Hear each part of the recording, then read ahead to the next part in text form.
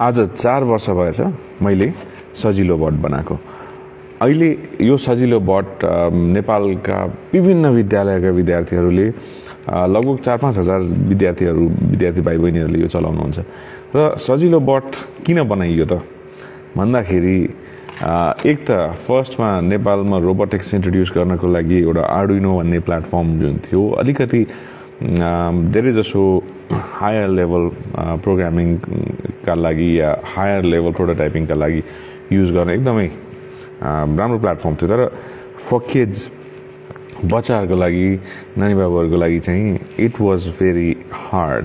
So what we did was we try to eliminate more than 105 different connections in this board.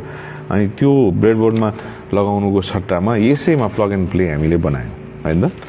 अहिले आएर सजिलो but जुन छ यो भर्जन 1 हो। अब हामी यसमा सजिलो बट भर्जन 2 मा काम गरिरहेका छौँ र सजिलो बट 1 मा जे पनि हाम्रो प्रब्लम्सहरू आए त्यसलाई सुधार्न हामीले खोजिरहेका छौँ।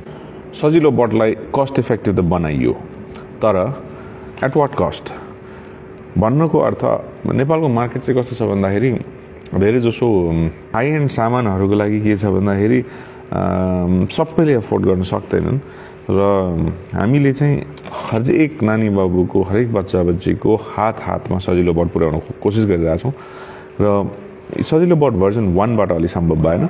सो सजिलो बट भर्जन 2 मा हामी के गर्दैछौँ भन्दाखेरि यही सजिलो बटलाई हामीले मोड्युलर उसमा ब्रेकडाउन गरिरहेका छौँ मोड्युलर स्ट्रक्चर्समा। सो त्यो सजिलो बट किन्ने बित्तिकै there is a lot of things. There is automation, there is motor driver, there is power management, there is IR sensor ports, there is plug and play ultrasonic sensors, RGB lights etcetera. यो सब कुरालाई हामीले के गर्छौँ भने will modularise it. So the primary Sajilo bot is going to have just one chip that is going to be the heart of Sajilo bot, and then you can buy other modules. So त्यो module मा चाहिँ तपाईले के गर्न सक्नुहुन्छ भने अब automation चाहिएको छ भने अटोमेसनको मोड्युल किन्ने त्यसमा जोड दिने हैन। त्यसपछि अर्को भनेको RGB को या LED मैट्रिक्स को वाला मोड्युल चाहिँ छ भने त्यो बेग्लै पाउनु भयो।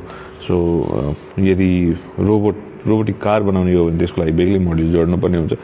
सो त्यसरी तपाईलाई के चाहिएको छ त्यो अनुसारले आफ्नो सजिलो बटमा सामानहरू किन्दै जान सक्नुहुन्छ।